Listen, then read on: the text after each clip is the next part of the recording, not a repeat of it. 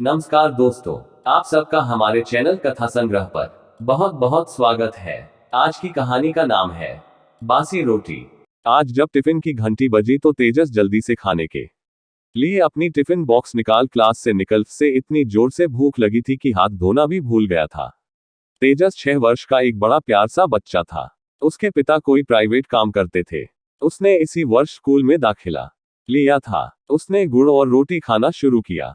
तभी उधर से उसके अटी गुजरे उसके पास रुकते हुए बोले कि तेजस, तुम आज फिर बासी रोटी खा रहे हो तुम्हारे घर में। तेजस ने उनके बात को काटते हुए कहा कि सर, मेरे घर में ताजी रोटियां बनती है।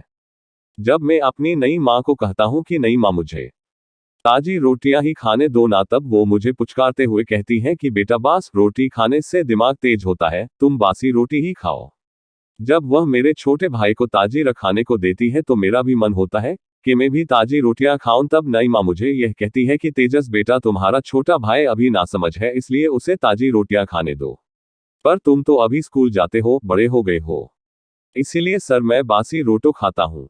टीचर जब यह पूछता है कि तुम्हारी नई माँ कब आए, तेजस कह कि सर जी, जब मेरी माँ भगवान जी के पास चली गई थी ना, तब मेरी नई माँ आई थी। तब तक बंटी लग जाती है और सभी बच्चे क्लास चले जाते हैं। स्कूल में दूसरे बच्चे उसे बासी रोटी कह के चिढ़ाने लग गए थे।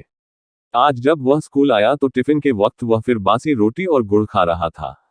सर फिर आए और बोले कि पेरेंट्स मीटिंग में अपने पापा को बुला लाना, सर शनिवार को तुम्हारे बासी रोटी के बारे में उनसे बात है।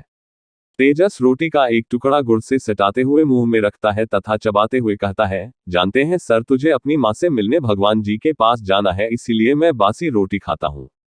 टीचर तो जैसे परेशान हो गया, उत्सुकता पूर्वक पूछा कि यह तुम क्या कहते हो।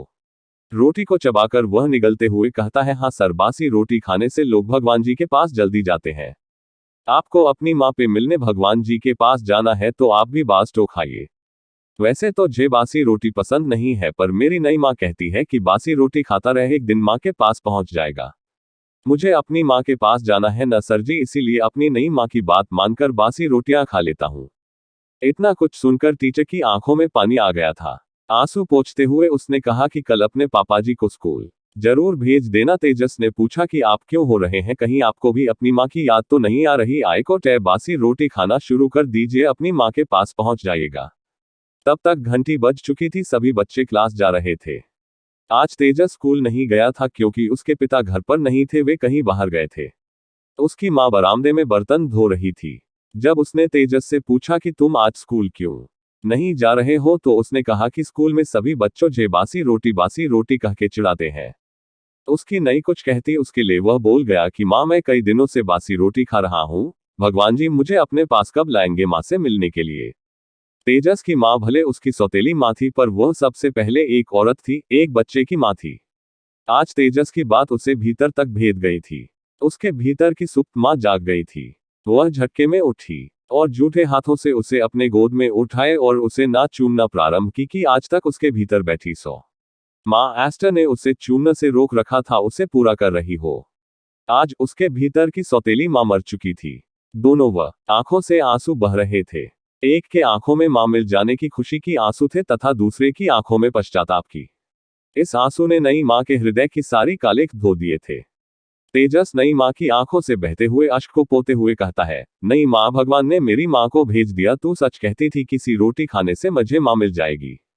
नई मां, तू ही तो मां है। इतना कहकर तेजस मां से और चिपक जाता है।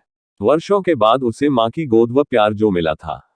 नई मां कहती है, बेटा तुझे मां मिल गई और मुझको मेरा बेटा, अब तुम कभी बासी रोटी नहीं खाएगा। दोस्तों, अगर आपको हमारी कहानी पसंद आती है तो करिए शेयर करिए, कमेंट करके हमें जरूर बताइए कि आपको यह कहानी कैसी लगी। और अगर आप हमारे चैनल पर नए हैं तो चैनल को सब्सक्राइब करना ना लें और बेल आइकन को प्रेस करना भी ना भूलें हैं।